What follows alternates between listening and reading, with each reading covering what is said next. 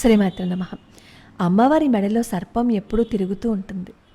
సర్పం వచ్చిన ఆనవాళ్లు కనపడుతూ ఉంటాయి మన కంటికి కూడా. అద్భుతమైన అమ్మవారి ఆలయం, ఎన్నో మహిమలు జరిగాయన్నమాట ఇక్కడ. అలాంటి అద్భుతమైన అమ్మవారి గురించి ఈ ఉగాది రోజున మనం తెలుసుకోబోతున్నాం. ఎందుకంటే ఉగాది ముందు రోజే అమ్మవారి కొత్త అమావాస్య జాతర అక్కడ జరుగుతుంది కాబట్టి, ఈ నెల రోజులు అమ్మవారికి ఉత్సవాలు జరుపుతారు కాబట్టి, ఉగాది పండుగ రోజున అమ్మవారి గురించి తెలుసుకుంటున్నాము అంటే, అందులోనూ శక్తి స్వరూపిణి అయిన అమ్మవారి గురించి తెలుసుకుంటున్నాము అంటే అంతకు మించిన అదృష్టం ఏముంటుంది చెప్పండి. అమ్మవారి గురించి తెలుసుకునే ముందు అమ్మవారి పాదపద్మాలకి నమస్కరిస్తూ వీడియోలోకి వెళ్ళిపోదాం. అనకాపల్లి పట్టణంలో గ్రామ దేవత అన్నమాట. ఈవిని చూడ్డానికి లక్షలాది మంది వస్తూ ఉంటారు అక్కడికి. అమ్మవారిని నూకాంబిక అమ్మవారు అని చెప్పి పిలిచేవారు. అసలు ఈ నూకాంబిక అమ్మవారుగా పిలవడానికి ముందే, అంటే పురాతన కాలంలో అనమాట, మొదటిసారిగా ఇక్కడ అమ్మవారిని శ్రీ అనఘాదేవిగా వాళ్ళు పూజిస్తూ ఉండేవారు. నవశక్తుల్లో ఒక శక్తి కదా శ్రీ అనఘాదేవి అమ్మవారు. అనఘాదేవిగా ప్రతిష్ఠితమై కాలక్రమంలో ఈ ఆలయం శిథిలమైపోయిందనమాట. ఆ తర్వాత కాకతీయ రాజుల ప్రభావంతో అమ్మవారిని మళ్ళీ పునఃప్రతిష్ఠించారు. ఈ కాకతీయ రాజులు కదా పునఃప్రతిష్ఠించారు కాబట్టి ఈ అనఘా అమ్మవారు కాస్త కాకతాంబ అమ్మవారుగా పిలవటం మొదలుపెట్టారు. ఈ ప్రాంతాన్ని పరిపాలించే రాజుల మధ్య దీర్ఘకాల అంతఃకలహాల వల్ల ఏమైంది అంటే, ఈ అర్చకులకి రాజాదరణ తగ్గిపోయింది. అర్చకులు ఎవరు అమ్మవారికి అర్చన చేయటానికి రావటం లేదు. అలా అమ్మవారి కళ తగ్గిపోయింది. అలా తగ్గిపోయి అమ్మవారి ఆలయం శిథిలావస్థకి చేరిపోయింది. ఈ క్షేత్రంలో అమ్మవారు అనఘాదేవి కాబట్టి ఈ కారణంగానే ఈ క్షేత్రానికి అనఘాపల్లి కాస్త అనకాపల్లిగా మారిపోయింది. అప్పటి నుంచి అందరం అనకాపల్లిగానే పిలుస్తున్నాం కదా. దాదాపుగా 500 సంవత్సరాల క్రితం జరిగిందనమాట. ఆర్కాటు నవాబు వద్ద సేనాధిపతిగా పనిచేసిన శ్రీ కాకర్లపూడి అప్పలరాజు 1611 సంవత్సరం కాలంలో ఈ ప్రాంతానికి పాలకుడిగా ఉండేవాడనమాట. కాకతాంబిక అమ్మవారిగానే ఈ రాజు కూడా ఆయన పూజలు చేస్తూ ఉండేవారు. కాలక్రమంలో ఈ రాజ్యాన్ని విజయనగర రాజులు స్వాధీనపరుచుకుంటారు. అప్పుడు వెళ్ళి ఈ కాకతాంబిక అమ్మవారిని కాస్త నూకాంబిక అమ్మవారిగా మారుస్తారు.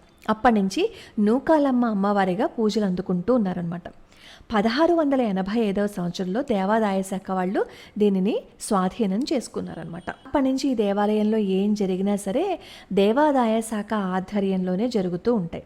ఉగాదికి ముందు రోజు అమావాస్య వస్తుంది కదా, ఆ అమావాస్య రోజే ఈ అమ్మవారి ఆవిర్భావం జరిగింది కాబట్టి అప్పటి నుంచి 9 రోజుల పాటు, అంటే ఇది వసంతకాలం కదా, వసంత నవరాత్రులు అక్కడ చాలా అద్భుతంగా జరుగుతాయన్నమాట. అంటే ఉగాది ముందు రోజు వచ్చే అమావాస్య నుంచి మరుసటి అమావాస్య వరకు నెల రోజుల పాటు ఇక్కడ అమ్మవారికి కొత్త అమావాస్య జాతర జరుగుతూ ఉంటుందన్నమాట. ఈ జాతర చూడడానికి ఎక్కడెక్కడి నుంచో వస్తూ ఉంటారు. అసలు అమ్మవారి యొక్క విగ్రహం గురించి తెలుసుకుందాం. అమ్మవారి విగ్రహాన్ని 1969లో పునఃప్రతిష్ఠించారనమాట. ఈ చోడవరానికి చెందిన జి ఎల్లయ్య అనే శిల్పి ఈ విగ్రహాన్ని రూపొందించారు. ఈ విగ్రహాన్ని నవతాళ విగ్రహము అంటారు. అంటే ఏంటి, శిరస్సు నుంచి పాదాల వరకు 9 భాగాలుగా నిర్మిస్తారు. అమ్మవారి యొక్క ముఖం కొలత ఎంత ఉంటుంది అంటే 14 అంగుళాలు. మిగతా 8 భాగాలు కూడా 14 అంగుళాల ప్రమాణంలోనే ఉంటాయట. ఎంత అద్భుతమో కదా. అంటే మొత్తం విగ్రహం ఎంత ఉంటుంది, 126 అంగుళాలు ఉంటుందిట. పూర్వం మొట్టమొదటిసారి ప్రతిష్ఠించిన ఈ మూర్తి శిథిలమైపోతే తర్వాత దాని స్థానంలోనే ఇంకొక మూర్తిని నిర్మించారు. అయితే ఆ మూర్తి ఆగమశాస్త్ర ప్రకారం కొంచెం అవయవాల పొందికలో కొంచెం సరిగ్గా లేదని చెప్పి మళ్ళీ అక్కడ ఇంకొక విగ్రహాన్ని ప్రతిష్ఠించారనమాట. అలా సరిగ్గా లేకపోవటం వల్ల ఆ ప్రాంతంలో ఎన్నో అరిష్టాలు వచ్చాయట. పంటలవి పండకపోతే 1969లో లయ్య అనే ఆయన కొత్త విగ్రహాన్ని రూపొందించడం జరిగింది. ఇక్కడ ఎంత అద్భుతము అంటే, ఈ అమ్మవారి మూర్తిని నిర్మించటం ఇక్కడ ఎంత అద్భుతం జరిగింది అంటే, విగ్రహాన్ని చెక్కుతున్నారు కదా శిల్పి ఎల్లయ్య అని ఆయన. ఈయన ఈ విగ్రహాన్ని చెక్కుతున్నప్పుడంట ఒకరోజు ఏమైందంట, అమ్మవారికి మొత్తం విగ్రహం అంతా పూర్తి అయిపోయిందనమాట. పూర్తి అయిపోయి అమ్మవారికి నల్లగుడ్లు పెట్టే సమయం వచ్చింది. అలా అమ్మవారికి నల్లగుడ్డు పెట్టడానికి ప్రయత్నిస్తూ ఉండగా ఎక్కడి నుంచి ఒక భక్తుడు ఒంటి కాలుతో పరిగెత్తుకుంటూ వచ్చి నల్లగుడ్డు పెట్టే ముందు శాంతి చేయొద్దా అని ఊగిపోతూ ఆ శిల్పిని నిలదీశాట. అసలు తన నల్లగుడ్డు పెట్టబోతున్నట్టు ఆ వ్యక్తికి ఎలా తెలిసిందని ఆశ్చర్యపోయి ఇదంతా అమ్మవారి మహత్యమే అని చెప్పి లెంపలు వేసుకుని తప్పు జరిగిపోయిందమ్మా క్షమించు అని చెప్పి అమ్మవారిని వేడుకుని శాంతి చేసి అప్పుడు నల్లగుడ్డు పెట్టాట. అసలు ప్రతి సంవత్సరం అమ్మవారి మూర్తికి ఏం చేస్తారు అంటే ఈ పండుగ ముందు రంగులు వేస్తూ ఉంటారు. అలా రంగులు వేసేటప్పుడు ఏమవుతుంది, కళ్ళకి గంతలు కట్టుకుని అమ్మవారికి రంగులన్నీ పూర్తి చేసేసిన తర్వాత నల్లగుడ్డు పెడతారట. ఈ కళ్ళకి గంతలు కట్టుకుని మాత్రమే అమ్మవారికి నల్లగుడ్డు పెడతారు. అలా పెట్టేటప్పుడు ఎక్కడ ఏ తేడా రాకుండా ఎక్కడైతే నల్లగుడ్డు ఉంటుందో అక్కడే సరిగ్గా పెడుతూ ఉంటారట. అలా పెట్టినప్పుడు ఒక్కొక్కసారి అమ్మవారి రూపం చాలా అద్భుతంగా ఉంటుందట. అలా అద్భుతంగా ఉంటే ఆ సంవత్సరం అంతా బాగుంటుందని, ఏమాత్రం అమ్మవారి ముఖంలో కొంచెం ఉగ్రంగా కనిపించినా ఆ సంవత్సరం కొంచెం కరువు కాటకాలు వస్తూ ఉంటాయని చెప్పి అక్కడ వాళ్ళందరి నమ్మకం అనమాట. కళ్ళు పెట్టేసిన తర్వాత పెట్టక ముందు కూడా అందరూ అమ్మవారిని ప్రార్థిస్తూ ఉంటారనమాట. అమ్మ చల్లని తల్లి మమ్మల్ని కాపాడని ప్రార్థిస్తూ ఉంటారట. అసలు కళ్ళకి గంతలు కట్టేసిన తర్వాత కూడా ఈ అమ్మవారికి కనుగుడ్డును సరిగ్గా పెట్టాలి అంటే అమ్మవారి మహిమ తప్ప ఇంకేమైనా ఉంటుందా చెప్పండి. అలాగే అమ్మవారు ఎలా ఉంటారు అంటే 4 చేతులకి ఎరుపు గాజులు వేసుకుంటారు. 2 చేతుల్లోనేమో కుంకుమ భరణి ఢమరకం ఉంటుంది. ఈ ఢమరకం గురించి మీకు తర్వాత చెప్తాను. ఇలా పట్టుకుని ఉండగా దుష్ట శిక్షణ శిష్ట రక్షణ నిమిత్తం 2 చేతుల్లోనేమో కత్తి త్రిశూలం పట్టుకుని అమ్మవారు అద్భుతంగా ఉంటారనమాట. నూకాలమ్మ అమ్మవారిని పిలిస్తే పలికే దైవంగా అక్కడ ఉన్న వాళ్ళందరూ నమ్ముతారు. ఎందుకంటే ఏదైనా ఆపద వస్తే అమ్మా నన్ను రక్షించమ్మా నీ కాళ్ళు పట్టుకుంటానమ్మా అని పూర్తి శరణాగతి చేసేస్తే అమ్మవారు నేనున్నాను అంటూ అభయం ఇస్తూ ఉంటారట. అమ్మవారి పండుగ జరిగే కొత్త అమావాస్యకి 15 రోజుల ముందు పౌర్ణమి రోజు ఈ ఉత్సవానికి నాంది పలుకుతారు. అప్పటి నుంచి ప్రతిరోజు ఊళ్ళో గరగలు డప్పులతో ఊరేగింపు అవి జరుపుతూ ఉంటారనమాట. ప్రతి ఇంటికి వెళ్ళి జోగి అడుగుతూ ఉంటారనమాట. అక్కడ చాలామంది ఒక మొక్కు కూడా మొక్కుకుంటారు, అక్కడ జాతర చేస్తామని చెప్పి. ఆ జాతర చేస్తామని మొక్కుకునే వాళ్ళు ఏం చేయాలంటే ముందు రోజు రాత్రి జాగరణ చేసి అమ్మవారి యొక్క స్థల పురాణాన్ని విని అప్పుడు అక్కడ జానపద కళాకారులందరూ గానం చేస్తూ ఉంటే అప్పుడు అమ్మవారి కథని శ్రావ్యంగా గానం చేస్తూ అలా మొక్కుని తీర్చుకుంటారనమాట. కొన్ని మహిమలని మనం ఈరోజు తెలుసుకుందాం. ఈ విగ్రహం తయారు చేసేటప్పుట ఈ శిల్పికి ఒక అద్భుతమైన అనుభూతి కలిగింది. అదేంటంటే విగ్రహం పూర్తి కావస్తున్న సమయంలోనే 2 చేతులు మినహా మొత్తం విగ్రహం అంతా పూర్తి అయిపోయిందిట. ఒకరోజు గురువారం రాత్రి 1 గంటకి ఈ కిటికీ పక్కనే కొంతమంది ఎవరో ఆడవాళ్ళు మాట్లాడుకుంటున్నట్టు వినిపించిందిట.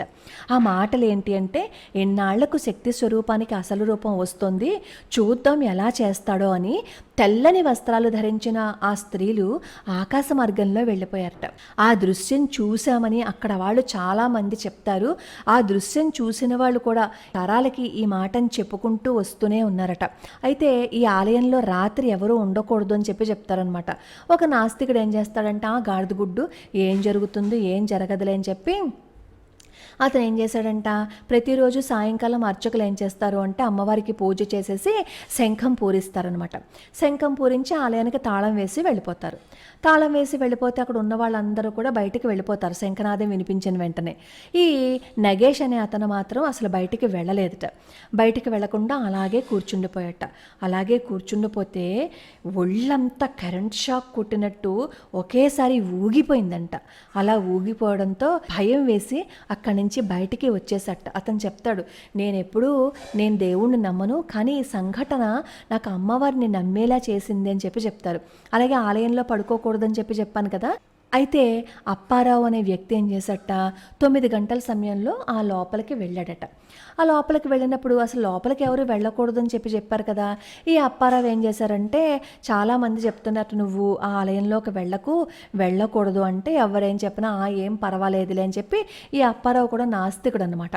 వాళ్ళ మాటలు ఏం పట్టించుకోకుండా గుడి దగ్గరికి వెళ్ళి అక్కడ అరుగు మీద పడుకున్నట్ట. అంతే తెల్లారేసరికి అతను కింద పడిపోయి ఉన్నాడంట. అప్పుడు అందరూ చెప్పారు, చూసావా అమ్మవారికి కోపం వచ్చింది, కానీ చల్లని తల్లి కాబట్టి నీ ప్రాణాలను తీయలేదు, మామూలుగా కిందకి తోసేసిందంతే. కాబట్టి అమ్మవారి మాటను ఎప్పుడు మనం కాదు అని అనకూడదు. అమ్మ అక్కడ ఉన్నారు, అది నమ్మి మనం ఎప్పుడైనా సరే అమ్మవారిని పూజించాము అంటే అమ్మవారి అనుగ్రహం కలుగుతుంది, లేదు అంటే అమ్మవారి ఆగ్రహానికి గురి అవుతామని చెప్పి ఆ ఊళ్ళో వాళ్ళందరూ చెప్తే అప్పుడు నిజమే అని చెప్పి అప్పటి నుంచి అప్పారావు కూడా అమ్మవారికి గొప్ప భక్తుడైపోయాట. అలాగే అమ్మవారిట నిత్యం నగర సంచారం చేస్తూ ఉంటారట. అమ్మవారు రోజు 12 దాటిన తర్వాత అమ్మవారు నగర సంచారం చేస్తూ ఉంటారట. అసలు ఎవరైనా సరే హాయిగా నిద్రపోతారట. ఎందుకంటే మా నూకాలమ్మ అమ్మవారు ఉన్నారు కదా, మాకేంటి భయం అని చెప్పి. ఇవన్నీ ఒక ఎత్తైతే ఇంకొక అద్భుతం ఏంటంటే అమ్మవారి చేతిలో ఢమరకు ఉంటుందని చెప్పాను కదా, ఈ ఢమరికి ఒక నాగాభరణం కూడా ఉంటుందన్నమాట. ఈ నాగాభరణం యొక్క విశిష్టత ఏంటి అంటే రాత్రి సమయంలో ఈ ఢమరకు గల నాగుపాము కిందకు వచ్చి ఆడుకుంటుందిట. అలా ఆడుకుంటుందని మీకెలా తెలుసు అంటారేమో.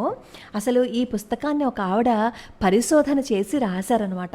ఆవిడ చెప్తారు ఏంటంటే అమ్మవారి గుడి వెనుకన 2 గమేళాలలో ఇసుక పోసి ఉంటుందిట. ఆ మర్నాడు దాని మీద చూసినట్లయితే పాము పాకిన ఆనవాలు కనిపిస్తుందట. అంటే పాము అక్కడ ఆడుకుందని, తెల్లారేసరికి మళ్ళీ యథాస్థానంలోకి వచ్చేసిందని చెప్పి అక్కడ వాళ్ళు చెప్తూ ఉంటారు. అమ్మని నమ్మి పూజ చేస్తే ఖచ్చితంగా అమ్మవారి అనుగ్రహం ఉంటుంది. మనం ధర్మం తప్పామో అని అనుకోండి, అమ్మవారి ఆగ్రహానికి గురి అవుతామని ఎప్పుడూ మనం మర్చిపోకూడదు. ఇక్కడ జంతు బలులు లేవు అని చెప్పి అంటారు, కానీ జంతు బలులు మాత్రం జరుగుతూనే ఉన్నాయి. పైకి మాత్రం జంతు బలులు చేయట్లేదు అని చెప్పి పేరుకు అంటారు, కానీ యథాప్రకారం ఎవరు చేయవలసిన పనిని వాళ్ళు చేసుకుంటూ వెళ్ళిపోతున్నారు. అది ఒకటి మాత్రం చూసుకోండి. అనకాపల్లి అమ్మవారి ఆలయానికి గనక ఎవరైనా వెళ్ళాలి అని అనుకుంటే ఖచ్చితంగా దర్శించి చూడండి. ఎందుకంటే ఒకసారి నేను ఇది కమ్యూనిటీ పోస్ట్లో పెట్టినప్పుడు చాలామంది వాళ్ళ అనుభవాలను కింద కామెంట్ రూపంలో రాశారు. కమ్యూనిటీ పోస్ట్ 2 months మాత్రమే ఉంటుంది కాబట్టి ఆ పోస్ట్ పోయింది. లేదు అంటే నేను ఆ అనుభవాలన్నింటిని కూడా మీకు చెప్పేదాన్ని. చాలా అద్భుతమైన పుస్తకం అనమాట ఇది. అనకాపల్లి అమ్మవారి ఆలయ చరిత్ర అనమాట ఇది. ఎవరికైనా ఈ పుస్తకం లభ్యమైతే చదవండి. ఇంకా అందులో చాలా విశేషాలు ఉన్నాయి. ఏది ఏవైనా సరే గ్రామ దేవతల్ని మనం పూజించాము అని అనుకోండి, మనల్ని వాళ్ళు చల్లగా చూస్తారు. మనం ఊరి నుంచి బయటకు వెళ్ళేటప్పుట అమ్మ నేను బయటకు వెళ్తున్నాను అని చెప్పి అమ్మకి చెప్పొస్తే మన కోసం మళ్ళీ మనం తిరిగి వచ్చే వరకు అమ్మ మెలకుగానే ఉంటుందట. నా బిడ్డ బయటకు వెళ్ళాడు, మళ్ళీ ఇంటికి వస్తాడు, ఇంటికి వచ్చే వరకు నేను మెలకుగానే ఉండాలి, క్షేమంగా అతన్ని ఇంటికి చేర్చవలసిన బాధ్యత నాది అని అనుకుంటుందట గ్రామదేవత అమ్మవారు. అన్నమాచార్య స్వామి వారి యొక్క చరిత్రలో కూడా ఈ గ్రామదేవత గురించి మనం తెలుసుకున్నాం. గ్రామదేవతల్ని ఎప్పుడూ మనం నిర్లక్ష్యం చేయకూడదు. మనం ఏదైతే ఊర్లో పుట్టామో ఆ గ్రామానికి వెళ్ళి ఖచ్చితంగా గ్రామ దేవతని మనం దర్శించుకుని రావాలి. అలా దర్శించుకుంటే మనకి ఏ కష్టాలు ఉండవు. మనం చేయవలసిన బాధ్యత అదిని పరమాచార్య స్వామి వారు కూడా చెప్తూ ఉంటారు. కాబట్టి ఇప్పటి నుంచైనా సరే మనం ఏ ఊర్లో అయితే పుట్టామో ఆ గ్రామదేవతకి వెళ్ళి ఒకసారి నమస్కారం చేసుకుని వద్దాం. తద్వారా గ్రామదేవత యొక్క అనుగ్రహం మన మీద ఉంటుంది. లోకా సమస్త సుఖినో భవంతు, సర్వే జనా సుఖినో భవంతు.